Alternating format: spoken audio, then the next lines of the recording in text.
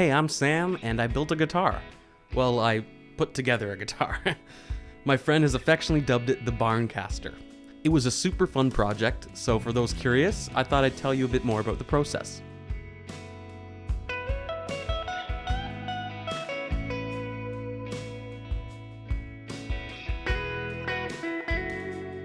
I bought my kit from solomusicgear.com, a Canadian-based company that I've had great dealings with so far.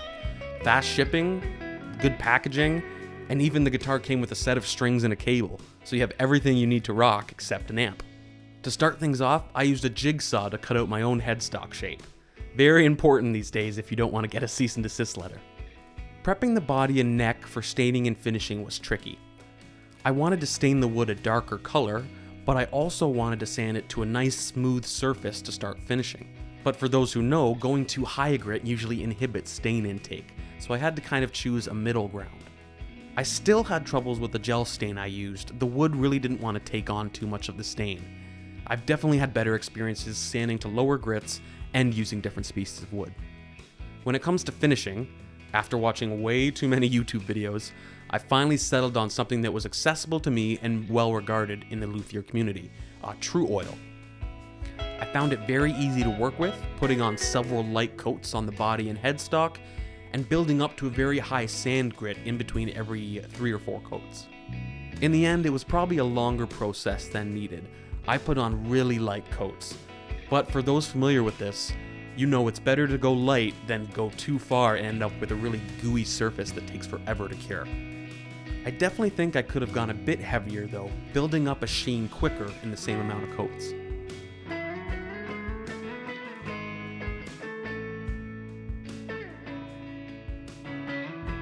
No matter what, this is a process that takes patience.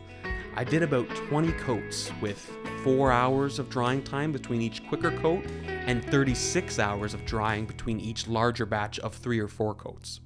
Add at least 14 days on top of that to let the finish cure, and the time really starts to add up. For the neck, I did start building up a finish with True Oil, but then decided to sand it back off again. I might put one light coat of True Oil on the neck, but I definitely prefer the raw wood feel.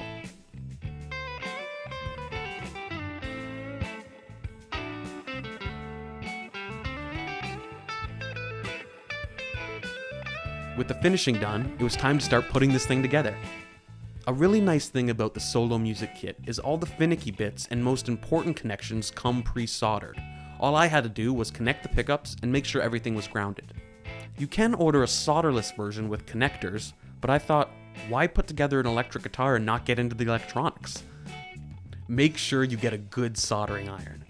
The one I got was pretty well reviewed, but I think it's best for smaller jobs like PCBs and not larger ones.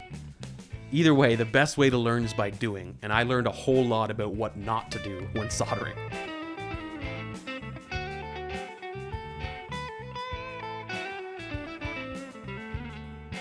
With the neck on and the electronics wired, it was time to get this thing playing. The pickups sound... well... the whole kit was about $200, so you can't expect too much from these pickups, but they do sound okay. I'll probably look at switching them out sometime in the future. When it came to setting this guitar up, unfortunately I did have to shim the neck. I could not get a good playable action even with the bridge lowered all the way down. And rather than using a piece of plastic or a business card, I decided to order properly made shims from Solo Music.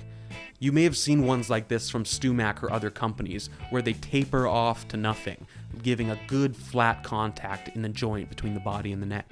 I bought a 3-pack with different angles so I could really dial in the adjustment I needed. Once I got the shim in and the rest of the setup dialed in, I had a guitar that I had customized, assembled, and wired myself. It was a pretty cool feeling. I really encourage everyone to go out there and make something. It'll be worth it.